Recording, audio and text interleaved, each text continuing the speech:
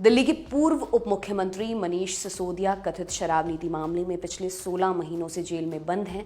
उन्हें जमानत कब मिलेगी ये कोर्ट तय करेगा और इसी को लेकर 16 जुलाई को सुप्रीम कोर्ट में सुनवाई हुई। सुनवाई के दौरान तमाम दलीलों के बीच सुप्रीम कोर्ट ने ईडी और सीबीआई को नोटिस जारी किया है। ये नोटिस आखिर जारी क्यों किया गया और इसमें क्या कहा गया, इसके बारे में आपको विस्तार से बताएंगे, लेकिन पहले एक बार ये जान लेते हैं कि कोर्ट रूम में मनीष सिसोदिया की जमानत याचिका पर सुनवाई के दौरान क्या क्या हुआ। सुप्रीम कोर्ट में 16 जुलाई को जस्टिस बी.आर. गवई, जस्टिस संजय करोल और जस्टिस के.वी. विश्वनाथन की पीठ के सामने मनीष सिसोदिया ने अपनी पहले की जमानत अर्जी को रिवाइव करने की मांग की। इस मामले को लेकर मनीष सिसोदिया के वकील विवेक जैन कोर्ट के सामने पेश हुए। उन्होंने सुनवाई के दौरान दलील देते हुए कहा कि वो पिछले 16 महीनों से जेल में बंद हैं और ट्रायल उसी स्टेज में है जैसा अक्टूबर 2023 में था, जब सुप्रीम कोर्ट ने कहा था कि अगर ट्रायल में देरी होती है तो दोबारा कोर्ट का रुख कर सकते हैं। अब जब ट्रायल में कोई प्रगति नहीं हुई है तो कृपया मेरे मुवक्किल मनीष सिसोदिया की जमानत पर विचार करें। इसके बाद सुप्रीम कोर्ट की पीठ ने मनीष सिसोदिया के वकीलों की दलीलें सुनने के बाद दोनों केंद्रीय जांच एजेंसियों यानी ईडी और सीबीआई को नोटिस जारी किया, उनसे जवाब मांगा। अब इस पूरे मामले की सुनवाई 29 जुलाई को होगी। पिछले दिनों 8 जुलाई को senior advocate doctor Abhishek Manu Singhvi ने चीफ जस्टिस ऑफ इंडिया के सामने मनीष सिसोदिया की जमानत याचिका पर तत्काल सुनवाई की अपील की थी। अपनी अपील में अभिषेक मनु सिंघवी ने कहा था कि मनीष सिसोदिया 16 महीने से जेल में है। कोर्ट ने कहा कि मामले की सुनवाई पूरी हो जानी चाहिए, लेकिन ये शुरू ही नहीं हुई है। मैंने विशेष अनुमति याचिका दायर की है, ये केस अब खत्म होना चाहिए।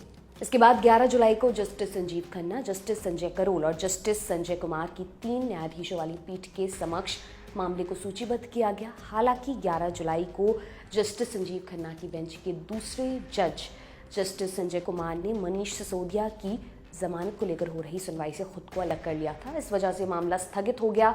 तब जस्टिस संजीव खन्ना ने मामले को चीफ जस्टिस के पास भेजकर दूसरी बेंच का गठन करने के लिए कहा था।